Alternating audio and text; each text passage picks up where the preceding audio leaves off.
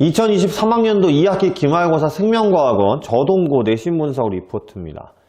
우선 저동고 같은 경우는 시험 범위는 이제 돌연 변이부터 생태계까지인 걸로 되어 있었는데 시험지를 보니까 다인자 유전 문제가 두 문항이나 출제가 됐어요. 이걸 학생들이 알고 있었는지 아니면 그냥 어차피 돌연 변이에서도 다인자에 대한 풀이법이 필요하기 때문에 선생님이 그냥 낸 건지는 잘 모르겠습니다만 우선 총평에는 써놨습니다. 특이사항에도 써놨습니다만 이렇게 돌연변이부터 생태계까지였음에도 불구하고 다인자 유전 문제가 출제가 되었다 라는 게 특징인 것 같고요.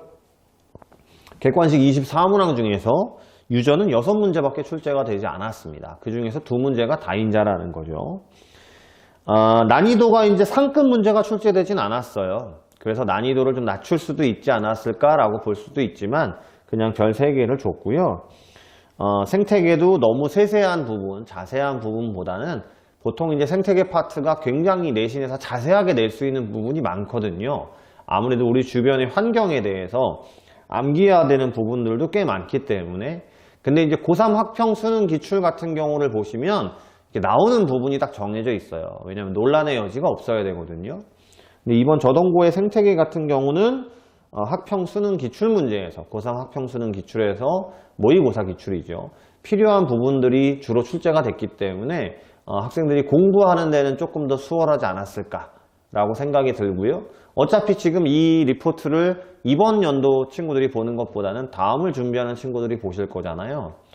생태계 파트는 우선 고3 학평 수능 기출에 주로 나오는 주요 내용들 위주로 먼저 공부를 해놓고 그 다음에 유전 같은 경우에도 너무 어려운 문제를 보다는 내가 기본적인 내용에 대해서 정확하게 풀 수 있느냐라는 것들을 좀 미리 준비를 해놓고 그 다음에 변형이나 좀 까다로운 것들 이렇게 가는 방식으로 공부를 하셔야 된다라는 것들을 보여주는 시험이었다고 볼 수 있습니다. 대표 문항 분석은 시험지를 이제 출력해서 보시는 게 제일 좋을 텐데요. 전체적으로 말씀을 드리자면 생태계 파트는 다시 얘기하지만 교과서나 프린트 같은 데 보면 이제 식물의 층상 구조라든지 수직 분포, 수평 분포라든지 이런 굉장히 자세한 부분들이 많습니다. 그리고 앞에도 작용에 대해서 빛의 세기에 의한 것들이라든지 그 다음 일조 시간이라는 것들이라든지 이렇게 좀 자세하고 세세한 부분들이 있어요. 학교나 학원에서는 어쩔 수 없이 가르치는 부분들이 있긴 한데 이런 부분들은 출제가 되지 않았다라는 게 특징일 것 같고요. 대신에 이제 검정말에 돌말에 주기적 변동 그래프 이런 것들이 좀 헷갈리게 나올 수 있는데 이런 그래프 해석에 대해서는 이제 그래프들이 생태계에서 좀 많이 나오거든요.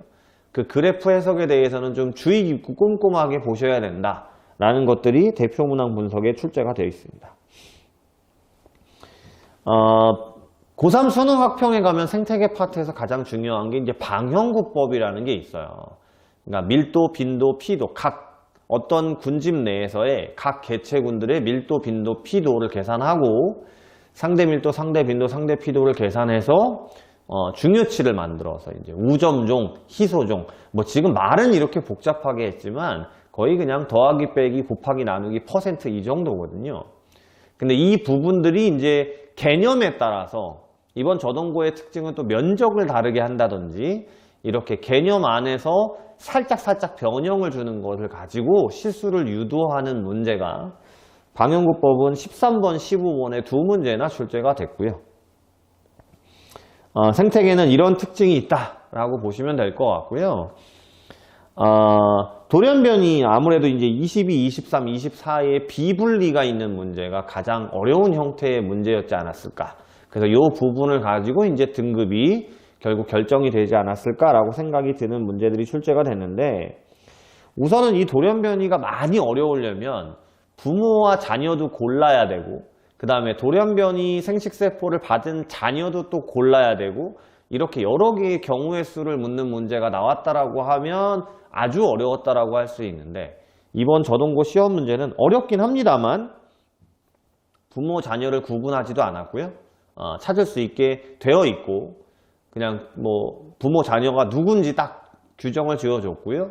그 다음에 돌연변이가 일어난 생식세포를 받은 자녀도 딱 누구인지 규정을 지어줬기 때문에 아까도 말씀드렸지만 기본 내용을 정확하게 이해하고 기본 형태의 문제를 정확하게 풀 수 있었던 친구들이라면 문제가 좀 길어서 해석을 하는데 복잡할 수 있었을지 모르지만 문제를 푸는 데는 크게 어렵지 않았을까라고 생각이 드는 걸로 보입니다.